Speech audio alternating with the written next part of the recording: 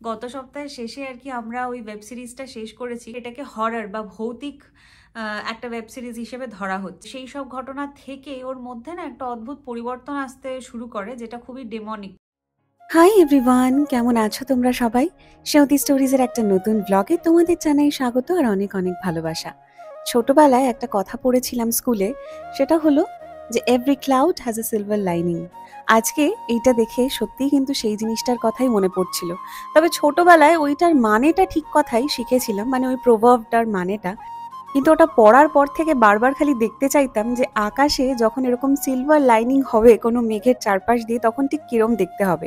এর আগে বহুবার দেখেছি, আর আজকে আরো একটুখানি স্পষ্ট হচ্ছিল, তাই তোমাদের জন্য একটু ক্যামেরা বন্দি করলাম। আচ্ছা, এই আয়নাটার এই পার্টটা যে আমার কি ভালো লাগছে না, আমি তোমাদের বলে বোঝাতে পারবো না। এত মিষ্টি আর এত কিউট একটা ডিজাইন হয়েছে। একজন বন্ধু লিখেছো যে কোণার দিকে, মানে নিচের কোণার দিকেও যেন আরো একটা দিকে আমি এরকম ভাবে ডিজাইনটা করে দিই। হ্যাঁ, আমারও মনে হচ্ছে যে ওইটা করলে পরে বিষয়টা একেবারে পরিপূর্ণ হবে। আমি আপাতত রেডি হয়ে গেছি, কারণ আজকে যাচ্ছি হিব্রু ক্লাসে। আজকে তো সোমবার, সেই জন্য চশমাটাও একবার একটু পাল্টে নিলাম, কারণ এতগুলো চশমা রয়েছে সংগ্রহে, একটু পাল্টে পাল্টে না পড়লে মনে হবে যে ওই বাক্সবন্দি হয়েই যেন পড়ে রয়েছে। ইনস্টিটিউটের ভেতরে ঢুকে এই যে একটা ফুল গাছ দেখতে পাওয়া যায় না, এটা দেখেই একেবারে মনটা ফুরফুরে হয়ে যায়। শুধু ইনস্টিটিউটের ভেতরেই না, অন্যান্য অনেক জায়গাতেই কিন্তু এই বেগুনি রঙের গাছটা দেখতে পাওয়া যায়, মানে ফুলের গাছটা। এটা যে কি ফুল সেটা আমি জানি না। তোমাদের মধ্যে থেকে যদি কেউ জেনে থাকো, তাহলে অবশ্যই আমাকে একটু জানিও তো। আমি সত্যিই আগেও খুব একটা দেখিনি কাছ থেকে, আর গুগল করেও আমি জানতে চাইনি যে অ্যাকচুয়াল নামটা কি। এই জায়গাটায় এলে পরেই একটা অদ্ভুত শান্তি জাগে। ব্যাঙ্গালোরে থাকতে সৌরভের সঙ্গে আইআইএসসি ব্যাঙ্গালোরের ক্যাম্পাসটাও ঘুরে দেখেছিলাম, এবং সেখানটাও অপূর্ব সুন্দর। একদম গাছগাছালিতে ভর্তি একটা ক্যাম্পাস, যেখানে ঢুকলে পরেই মনটা অটোমেটিক্যালি ভীষণ শান্তি পায়। এই রাস্তাটা কিন্তু জগিং বা এমনি যে কোনো রকমের মর্নিং ওয়াক হোক অথবা ইভিনিং ওয়াকের জন্য দারুণ উপযোগী। অনেকে এই রাস্তা ধরেই তাদের ডেইলি ওয়ার্কআউট করে থাকেন। সৌরভের ডিপার্টমেন্টের কাছাকাছি প্রায় চলে এসেছি, কিন্তু এই ফুল গাছটা আমাকে দুদণ্ড দাঁড়াতে বলল, কারণ এইটা দেখার পরে আমার মনে হচ্ছিল একটাই কথা। ওই যে দেখছো সামনে বসার জায়গাটা রয়েছে, মনে হচ্ছিল ওখানে গিয়ে বসে থাকি ঘন্টার পর ঘন্টা গালে হাত দিয়ে, আর শুধু এই গাছটাকেই দেখতে থাকি। কি অপূর্ব সুন্দর না? সত্যি বলছি, এই জায়গাটায় যখন কোনো সময়তে মনে হবে যে উফ, মনটা একেবারে ভীষণ ভারাক্রান্ত হয়ে রয়েছে কোনো একটা কারণে, তখন হালকা করার জন্য শুধুমাত্র এখানে বসে থাকলেই কিন্তু আমার মনে হয় মনটা অনেকখানি হালকা হয়ে যাবে। অসাধারণ একটা গাছ দেখলাম। আর এই ফুলটার নাম যদি তোমরা কেউ জেনে থাকো, তাহলে অবশ্যই কিন্তু জানিও। আমি জানি না কতটা তোমরা বুঝতে পারছো। মাঝখানে সামান্য একটুখানি বেগুনি আভা রয়েছে। ওকে দেখতে দেখতেই তো আমার সময়টা দেখলাম যে প্রায় হয়েই এসছে, 6টার দিকে কাঁটা একেবারে চলেছে। তাই ভাবলাম যে না, আর এখানে দাঁড়িয়ে থাকলে আমার আর আজকে ক্লাসে যাওয়া হবে না। ব্যাস চলেই এসেছি প্রায়। এখন 6টা বাজে, তাই 6টা থেকে মোটামুটি 7:30 পর্যন্ত এই 1.5 ঘন্টার সময় থাকবো এই হিব্রু ক্লাসটায়। এখন একটা 10 মিনিটের বিরতি চলছে। একেক সময়তে মনে হয় একটু বাইরে থেকে ঘুরে আসি, তারপরে ভাবি যে থাক, বসেই থাকি, 10 মিনিট দেখতে দেখতে কেটেও যায়। আর দেখো, আজকে একটা ক্লাস ওয়ার্ক দিয়েছিল, সব কটা কিন্তু পেরেছি। আবার পাশে সেই ছোটবেলায় যেরকম ঠিক করলে টিক মার্ক দিতাম, সেটাও করে রেখেছি। আচ্ছা, এই অক্ষর দুটো নতুন শিখিয়েছে, কি গোলমেলে ব্যাপার বলো দেখি। এগুলো কি করে মনে রাখবো সেটাই খালি ভাবছি। ভালো মতন প্র্যাকটিস না করলে এগুলো না তো মনে থাকবে, না অন্য কোথাও দেখে সেটা পড়তেও পারবো। ওই যে প্রায় 7টা বাজতে চলেছে, আর মাত্র আধ ঘন্টা। কিছুক্ষণ আগে দিনের আলোতে তোমরা ক্যাম্পাস দেখলে, বিশ্বাস করো সন্ধ্যের সময়তেও কিন্তু ক্যাম্পাসটা অপূর্ব সুন্দর। তবে তোমরা কিছুটা অংশই দেখছো, এই ক্যাম্পাস অনেকটা জায়গা জুড়ে রয়েছে। যদি কখনো সময় হয় তাহলে হয়তো পুরো ক্যাম্পাসটা একবার ঘুরিয়ে দেখাবো তোমাদের। সৌরভের দিকে ক্যামেরাটা ঘোরানোতেই সৌরভ ভাবছিল এখন আবার কি বলবো। আমি বললাম না না, কিছু বলার দরকার নেই, ওই মিটিমিটি হাসো, তাতেই ব্যাস অনেকটা কাজ হয়ে যাবে। আর দেখো, পাশ দিয়ে অমনিই দেখলাম যে অনেকেই কিন্তু তাদের ইভিনিং জগিং বা ইভিনিং ওয়াক যেটাই হোক না কেন শুরু করে দিয়েছেন। আপাতত একজনকে দেখছি, কিন্তু ইতিমধ্যে অনেকেই কিন্তু এখানে আসতে শুরু করে দেবেন। বাড়িতে আসতেই সৌরভকে বললাম যে একটুখানি চায়ের জল বসিয়ে দাও তো, আর চাটা ওই বানিয়ে দিল। কিন্তু দেখো, প্রায় 1 গামলা চা দিয়েছে। আমি খালি বলছি যে আচ্ছা, এতখানি চা তুমি কেন দিয়েছো? বলছে যতটা পারবি খেয়ে নে। এর সাথে টুকটাক কিছু খাওয়ার জন্য দেখলাম যে একটু ডরিটোস রয়েছে, তবে এই ডরিটোসটা না মানে এখানকার হিসেব অনুযায়ী না তো কোনো রকমের স্পাইস রয়েছে, কোনো রকম ঝাল ঝাল ব্যাপারও এর মধ্যে নেই, বেশ ব্লান্ট খেতে। আমাদের দেশের ডরিটোসগুলো যখন খাওয়া হয় তখন সত্যিই ভালো লাগে, কিন্তু এইটা আপাতত খিদের মুখে খারাপ লাগছিল না। এবার আগামীকাল রান্না করার জন্য একটা কাজ এগিয়ে রাখি, মানে এই যে মাংসটা আনা হয়েছে এটাকে এবার ম্যারিনেট করে রাখি। এই কিছুদিন আগে সৌরভ বোনলেস ল্যাম্ব যেখানে পাওয়া যাচ্ছিল অনলাইন একটা সাইটে, সেখান থেকে আনিয়েছিল। মাঝে একদিন রান্না করেছিলাম, বেশ ভালো খেতেও হয়েছিল, একদম মাটনের স্বাদটাই পাওয়া যাচ্ছিল। এবং সৌরভের সঙ্গে এই নিয়ে একটা বচসাও হলো, কারণ যেহেতু একটা জায়গা থেকে সন্ধান পেয়ে গেছে এরকম বোনলেস ল্যাম্ব মিট আনার, তখন থেকেই বলছে যে মাঝে মাঝেই এনে খাওয়া যাবে। আমি শুধু একটাই জিনিস বললাম যে দেখো, মাঝে মাঝে ওরম ভাবে খাওয়া যাবে না, মাসে একবার কি দুবার বড়জোর খাওয়া যেতে পারে। একবার আনলেই ওই দুবারেই খাওয়া হয়ে যায়। আমাদের ক্ষেত্রেও খানিকটা সেটাই হচ্ছে। কারণ আমি একবার একজন ডায়েটিশিয়ানকে বলতে শুনেছিলাম যে রেড মিট কোনো বয়সের জন্যই কিন্তু খুব বেশি খাওয়াটা ঠিক নয়। আর বয়সটা তো আফটার অল বাড়তির দিকে, কমতির দিকে তো নয়। সেই জন্য ওই সব সময়তে মাঝে মাঝেই যে একটা ছোটবেলায় রবিবার দিন মাংস ভাত খাওয়া হচ্ছে, মাটনের ঝোল আর ভাত খাওয়া হচ্ছে, এই কনসেপ্টটা এবার ত্যাগ দিতেই হবে। সেই জন্য বললাম যে যদি তোমার আনতে ইচ্ছে করে আনবে, কিন্তু রান্নাটা তোমাকেই করতে হবে, আমি কিন্তু আর কিচ্ছু করতে পারবো না। আর এই নিয়ে আমার সাথে বাড়িতেও অনেক সময়তেই বাবার সঙ্গে ঝামেলা হতো। কারণ বাবা যেহেতু মাটন খেতে খুব ভালোবাসে আর মাঝে মধ্যেই ওরকম আনার জন্য ইচ্ছা প্রকাশ করত। আর আমি আর মা খুব স্ট্রিক্টলি বলতাম যে, "না, না, এটা একদমই খাওয়া কিন্তু সবসময়তে ঠিক নয়। মাঝে সাঝে খাচ্ছ ঠিক আছে। কিন্তু ওই সবসময়তে প্রত্যেক রবিবার মানেই একেবারে সেই পাঁঠার মাংস নিয়ে চলে আসবো, এইটা কিন্তু একদমই ঠিক নয়।" ইসরায়েলে মাটন কোথায় পাওয়া যায় আমরা সত্যিই জানি না। তবে ইউটিউব কমিউনিটির বন্ধু শ্রীলেখা একবার আমাকে বলেছিলে যে যদি ল্যাম্ব মিট এনে সেটাকে একদম ভালো মতন রান্না করা যায়, একদম মাটনের মতনই খেতে লাগে। আচ্ছা, এইবার তোমাদের একটা নতুন জিনিস দেখাই, যেটা বাড়িতে আনা হয়েছে রিসেন্টলি টেল আভিভ থেকে।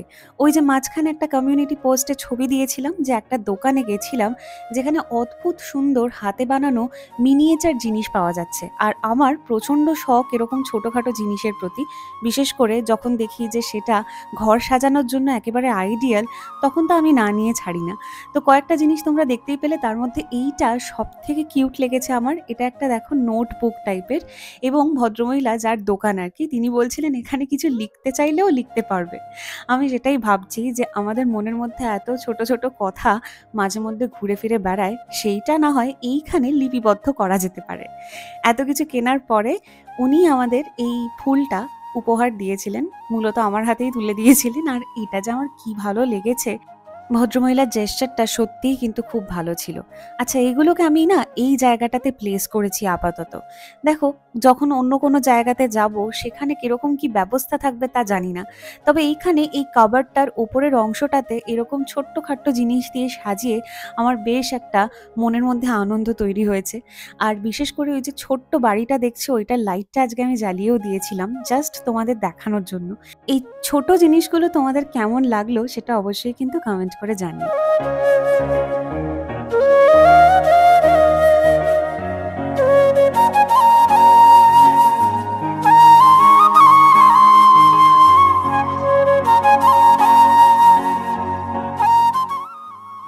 আজকে আমাদের রাতের খাবার একেবারে জমে ক্ষীর হয়ে গেছে।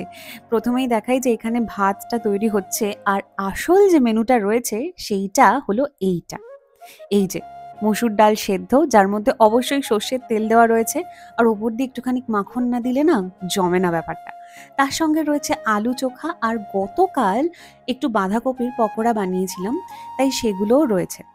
গতকাল বানিয়েছিলাম আর কয়েকটা বেঁচে গেছিল, তাই ভাবলাম যে আজকে এটা না হয় শেষ করে দেওয়া যাক। আর সত্যি বলছি, এইটা খেয়ে যে কি পরিমাণ তৃপ্তি পাওয়া যায়, মানে এই মেনুটা যদি একসঙ্গে আসে, এই সব কটা জিনিস একসাথে যদি পাওয়া যায়, তাহলে যে কি ভালো লাগে। হ্যাঁ, অনেকের কাছেই হয়তো শুধুমাত্র মসুর ডাল সেদ্ধ আর একটুখানি আলু চোখা অথবা পাঁপড় ভাজা হলেও হয়ে যায়, আমি তাদের মধ্যেই পড়ি। তবে হ্যাঁ, সব কটা জিনিস যখন একসঙ্গে আসে না, তখন দারুণ তৃপ্তি করে খাওয়া যায়।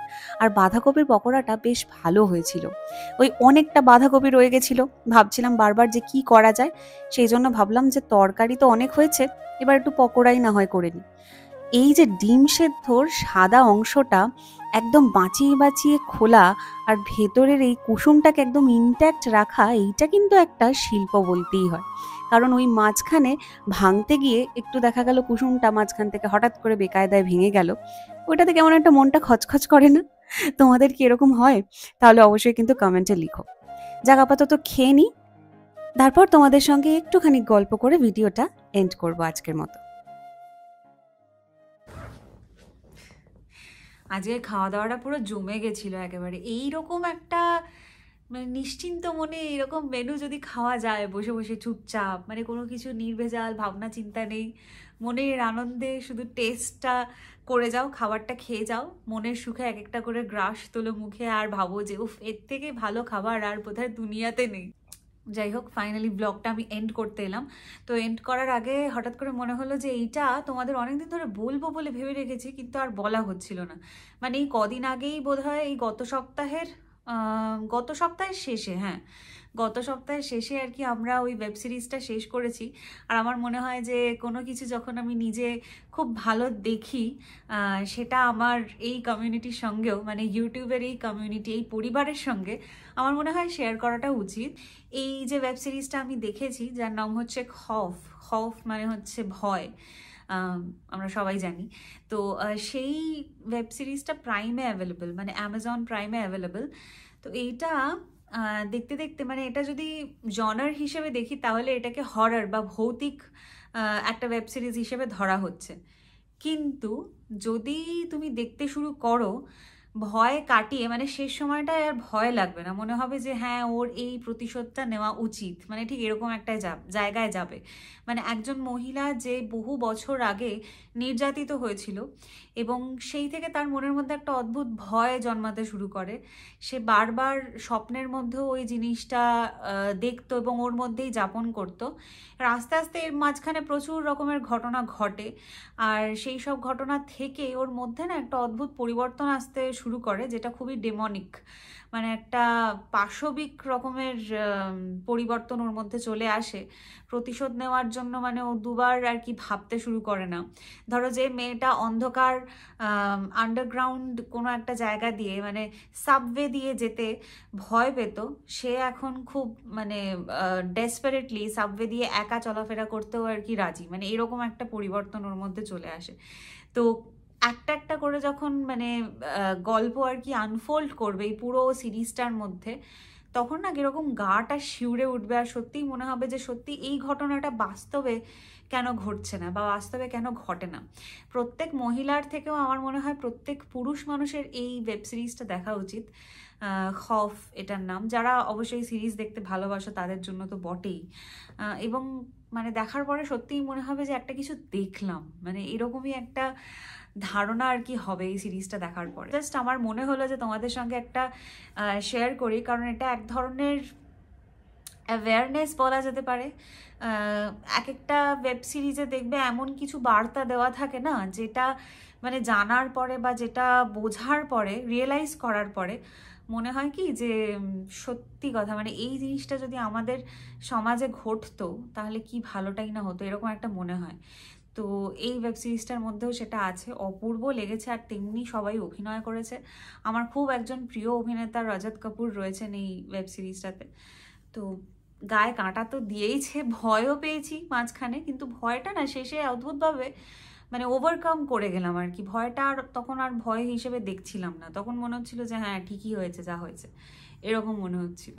তো অবশ্যই পারলে দেখো তোমরা এই ওয়েব সিরিজটা। অনেকেই দেখে নিয়েছো ইতিমধ্যে, কারণ আস্তে আস্তে পুরনো হতে চলেছে এটা, অনেকে নিশ্চয়ই দেখে নিয়েছো। যারা দেখোনি তাদের জন্য আমি রেকমেন্ড করব, অবশ্যই দেখো, ভালো লাগবে আশা করছি।